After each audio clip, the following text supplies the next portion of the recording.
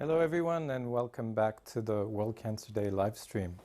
I'm Charles Refkin, I'm the Senior Digital Strategy Manager at UICC, and it's my great pleasure to welcome the next guest that we have, Nicole Grant. Hi Nicole. Hello, how are you? I'm fine. Thank you Good for morning. joining us. I know it's quite early for you. Nicole is a certified yoga therapist and teacher trainer, founder and manager of the Mandala project. And she also happens to be related to my colleague Eric Grant. How are you? I am well this morning. Thank you. Thank you so much for having me on this very important day. Thank you so much for joining us and for agreeing to do this yoga session with us. But before you start the session, I would like to ask you, if it's okay, how yoga helps you in your life. The biggest thing that yoga has done for me in recent years, in sort of the last couple of years, especially in the sort of age of the pandemic, that I think affects everyone, is grounding. So it really helps to physically ground the nervous system. Mm-hmm. And then in general, it really is just a way of grounding the mind. The mind tells so many stories and so many narratives, and we can spin, and that actually begins to affect our physiology. Literally, for anywhere from insomnia to digestive issues to heart, right, cardiorespiratory issues, anxiety, depression. So in this way, when you start to ground the nervous system, like literally, you start to ground the we refer to it as the sympathetic and parasympathetic or autonomic nervous system. So we actually invite the body to start to slow down. All of our physiological processes begin to slow down. So for me, I actually started this journey because of my mother's diagnosis with non-Hodgkin's, T-cell non-Hodgkin's lymphoma back in 1993. And she's a survivor. She's still alive today. So I'm very grateful to my mother on so many levels for having brought me to this practice, and so grateful to the practice for allowing me to cope with, to build coping mechanisms with which to both ground my nervous system, to anchor myself, to get out of my head, and to be in my body a bit more. Yes, it does sound the perfect thing for me right now. A bit nervous speaking live. Could you help us unwind right now and walk us through Absolutely. the yoga session? I'm not sure I have Yes. my yoga mat ready here, but maybe I can follow So along later. yes, so I'm going to have everyone just start by sitting on their mat. I want to start the session by saying I do have a chair because I think some people get very scared off by yoga, thinking that they have to turn themselves into a pretzel. And really all it is for me, it's about grounding the nervous system. So we're actually going to start lying down on our back this morning, but I do want you to have access to the chair. And because, of course, I don't know everyone's bodies, I'm going to point out just variations of the different shapes that I put the body in. And the reason I'm having you start lying down is because it's the most restorative position for the cardiorespiratory system, so for the heart and the lungs. And most of the practice for me, actually all of the practice, is about the breathing. The breath is referred to in Sanskrit as the golden thread. It's that which connects consciousness, right, with the realm of the physical body, of what is anchored in reality. So we're going to just attend to our breathing as we kind of get into the body a little bit this morning.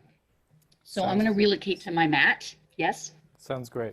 I'll see you at the end, but thank you so much. Fantastic, fantastic. I want to sort of get a little bit in there for everyone. Okay. So we're just going to start lying down on our backs with the feet flat on the floor.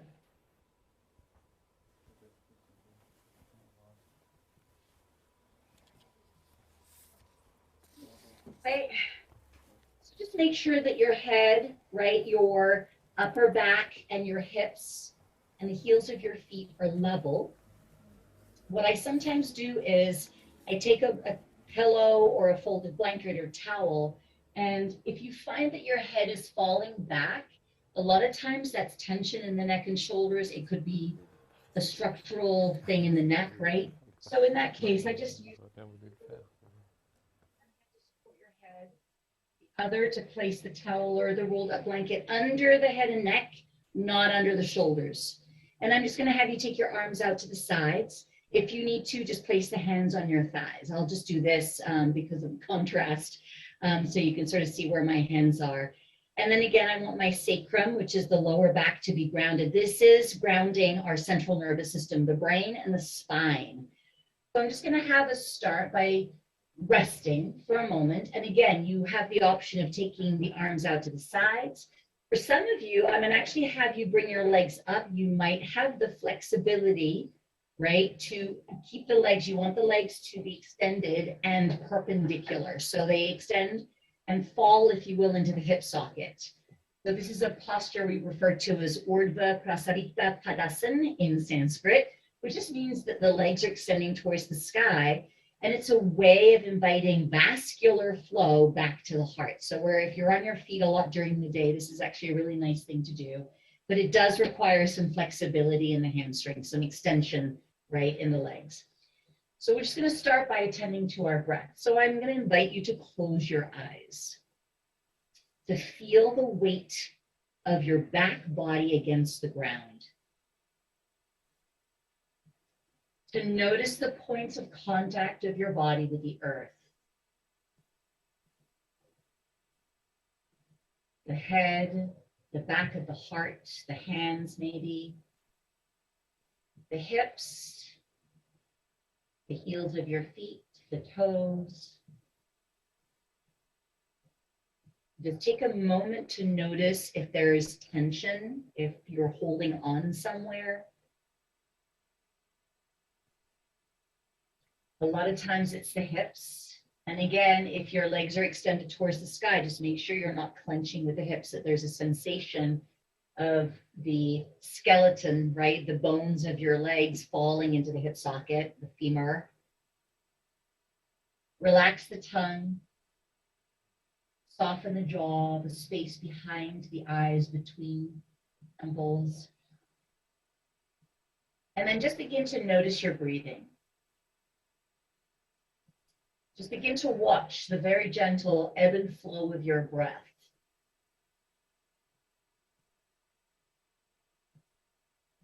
And with an exhalation of the breath, I'm going to have everyone bring the knees into the chest. So if the legs are straight, you bend them and draw them in towards the sternum, in towards the breastbone. If they're on the floor, you might be working with one leg or both. So it depends on what feels appropriate for your body. United States.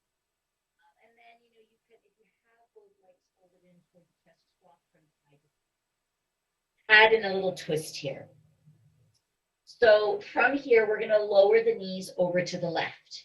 I'm going to show a couple of options. So I like to take the arms out because it helps to stabilize. You might take, I have blocks handy, but you can take a rolled up towel or a pillow, and I place that between my inner thighs, good, and the knees, and I'm going to lower the legs over to the left, good, with a nice little twist. Make sure you're not pulling on this right shoulder. So if the knees are falling to the left, I want to make sure that my rib cage, my abdomen are drawing back, that this top hip is falling back a little bit, and I'm going to open up. So this is rotating the torso to the right. You do not want to twist the lower back. There's no rotation in the sacrum, very little rotation in the lumbar spine. So we're focusing on the upper spine here, really inviting the chest to open. For those of you who may have scar tissue, for example, with lumpectomies, chest, pectoral tension, right? Holding tension in the upper body, in the chest. What I would recommend doing is just keeping the left leg straight and then taking that right leg, or just a little bent even, and taking the right leg across. And like that, I'm just going to hold my leg with my opposite hand, nice little twist. I do want to show an option if sitting down for some reason is uncomfortable. Sitting on the chair with the feet on the ground, and all we're going to do is take that gentle twist over to, so in this case, I'm twisting towards the camera, but again, just take a twist in one direction because then we'll just move it in the other direction. So again, I'm just being very attentive to the breath, supporting the uplift of the heart. Good. Broadening the collarbones. So you get that opening across the upper chest, and then a softening of the throat. If the throat and the neck are tight, the breath is going to be restricted, right, as it comes into the body. So I'm inviting the brain to drift back. Good. And then let's bring the knees up one at a time or both together.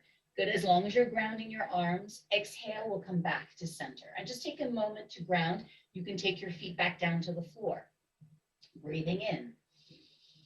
Maybe the right leg extends this time, right? And that left knee comes into the chest.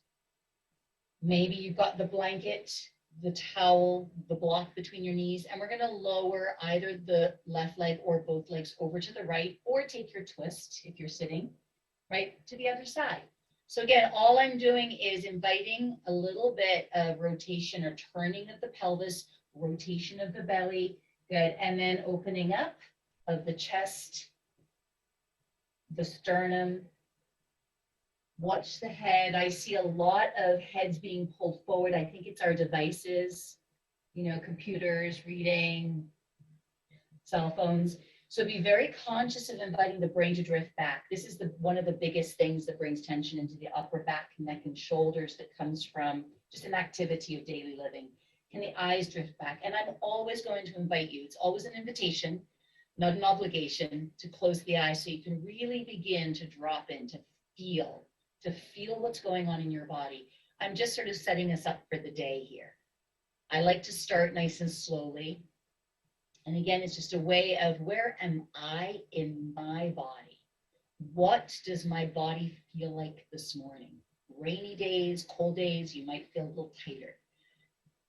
Warm days, sunny days, right? We might feel a little looser, a little bit more joyful and uplifted. So it's just tuning in. What is the sensory, the sensate experience of your body this morning? Let's take one more deep breath in. With the exhalation of the breath, be very conscious of bringing the rib cage back into the body, if you will, right? So this is sort of a projection of the diaphragm of the rib cage. We're going to bring it back, bring the navel back, and then very gently come back to center. And take a deep breath in. Good. We're all going to come up to hands and knees here. So again, I'm going to offer you an option if being on your hands or your wrists is not okay. So from here, you can lower the feet to the floor so if you're lying down, and just windshield wipe the legs. Again, if that's an option, let your pelvis tip with the legs so you're not torquing your lower back. And I'm doing it slowly, right? I'm on my heels, lifting the ball of my foot, lifting my toes. And I'm just going to take the legs over to one side, roll over, right? Stack the legs, come onto the shoulder, use that top hand to ground and press up. So this is a little Feldenkrais method. And then the top leg is going to help to pull me up. And all I'm going to do is rotate. So you can either bring your legs around if that feels appropriate, or just rotate and make your way onto hands and knees. So here, again, use some padding for the knees. Those of you who need to come off the wrists, I really like this because it will help to strengthen the shoulders. You might have to come a little closer to the chair or the sofa or the bed, wherever you are at. This is a really appropriate pose. And some of you might want to tuck your toes. I like to do this with the toes tucked to get a stretch in the soles of the feet, especially in the winter. Again, you may not have a lot of movement in the toes, but if you can, you're going to really flex those toes, right?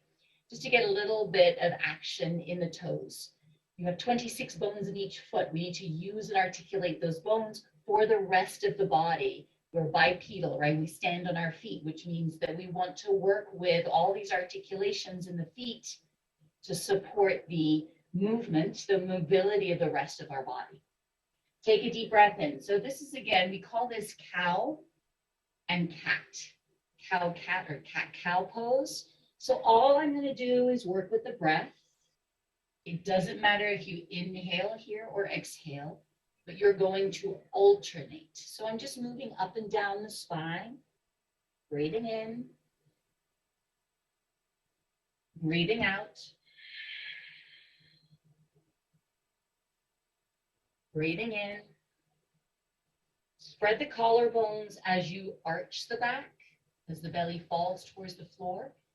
And then as you exhale, I'm going to push the earth away from me with the hands, with the shins, with the forearms. Exhale, and I'm going to hollow the belly, round or dome the back. So I'm really pulling the belly button all the way up into the body. And in this way, you start to articulate each joint of the spine. Watch the head and neck here. Just take the gaze out.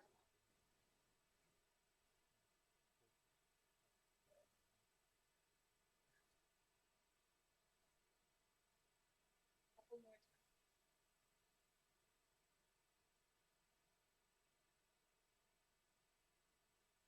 Beautiful.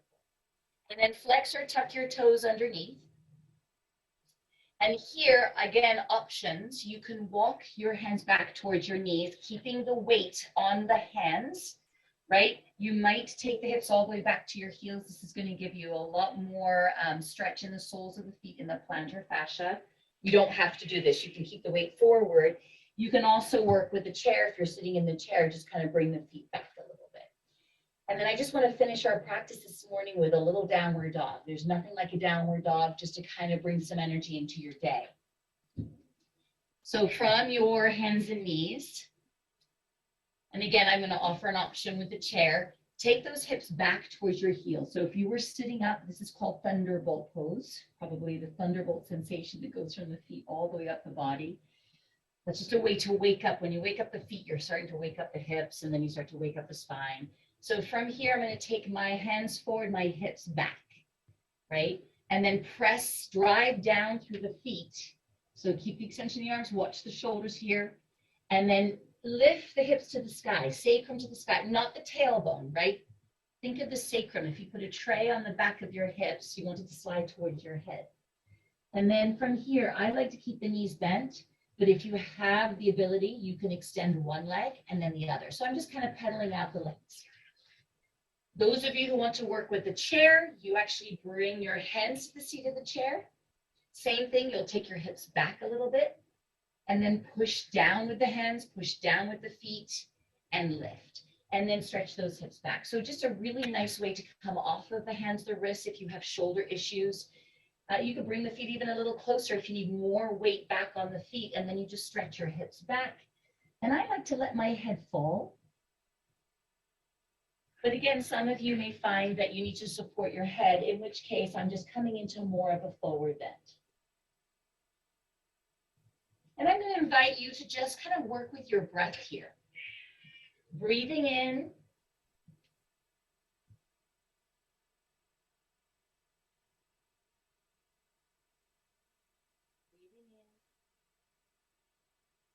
Breathing out. If you need to come out of your pose, or when you decide to come out of your pose, lower your knees, take your toes together, hips to heels. I'm going to have you finish in child's pose, balasana, where the arms can come back. I'm going to put a little blanket here just for a little contrast, right across the crease of my hips. I roll it up just a little bit, and that allows me to bring a little bit of a stretch into my lower back. Those of you who are not doing this because of knees, just lie on your belly, and you can take the hands one on top of each other under the forehead. And find a place to rest your head.